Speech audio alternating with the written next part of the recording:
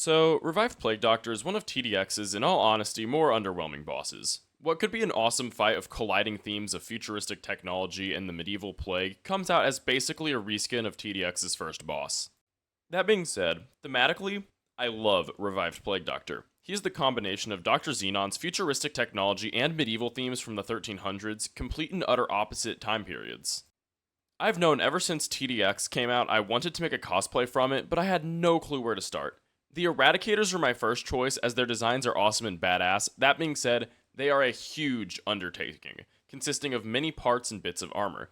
That being said, I didn't want to just do the standard Plague Doctor, as I think that would boil down to me basically just ordering a costume off of Amazon.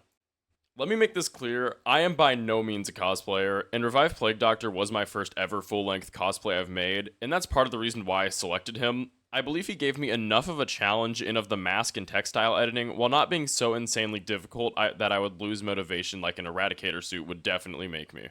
The mask. The mask called to me. And I answered.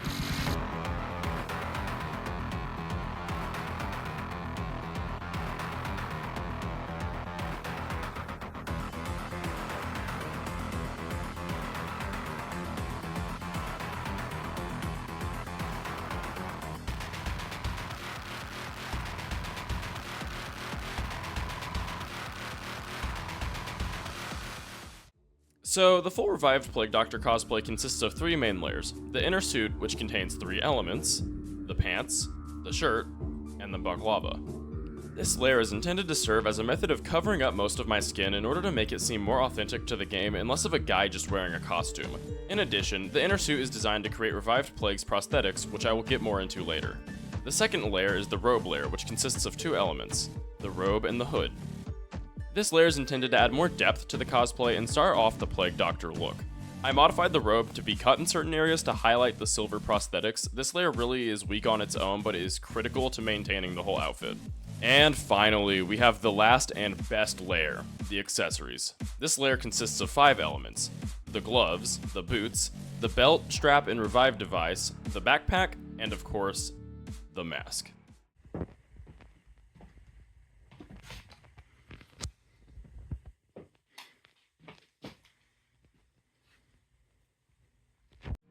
This layer is what makes the outfit Revived Plague Doctor, and was also the layer that was by far required the most effort. One glove had to be painted silver and sewn together to only have 3 fingers in order to create the Revived Plague Doctor's claw-like hand.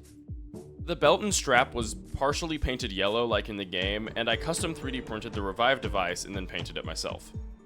The mask is the cornerstone of this build. I 3D printed it, sanded it, and painted it, and I installed lenses inside of the masks. This mask came out really well, which I'm so glad since I was very, very nervous about it going into the build.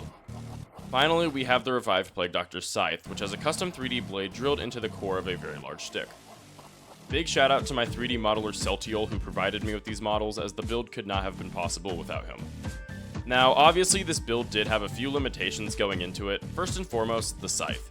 I wasn't sure if I planned to include the Scythe in this build for the longest time, but I did eventually decide to add it last minute.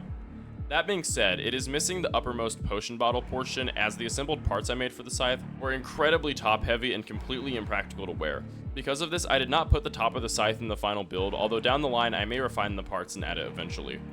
Another limitation was the prosthetic limbs. Obviously, Revived Plague Doctor's prosthetic limbs are incredibly slender and thin in-game and are not really achievable on a standard human arm. Because of this, I opted for silver sleeves on the prosthetic limbs, and I think this does Revive Plague Doctor's design justice, as the silver portrays the robotic aspects. As I mentioned earlier, the glove also does have 3 fingers, helping somewhat portray the claw effect. Finally, we have lights. Revived Plague Doctor has a lot of LED lights inside of him in Tower Defense X, however, I did opt to exclude these. While I had created makeshift lights for the mask and purchased LEDs for the Revive device on the chest lights came off really bulky and ugly, and it occurred to me that electric makeshift lights inside of a plastic cloth closed off environment was an electrical fire waiting to happen inside of my head. So I did opt to exclude those. They are definitely possible, but I wasn't taking risks turning into a human torch. Anyways, that's enough yap about cosplay design. There was a second reason I made this costume, a Renaissance fair, which are known for fostering a lot of medieval themed cosplays.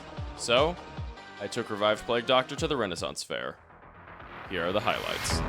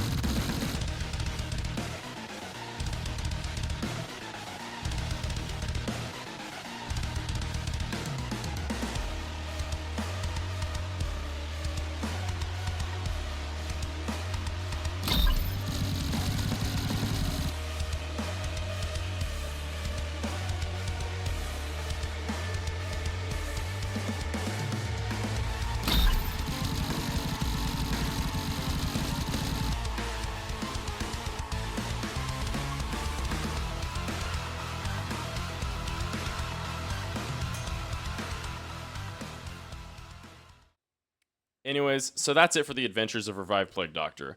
Thank you guys so much for watching. Subscribe to Salts, like the video if you like the video, and always, make stuff you're proud of.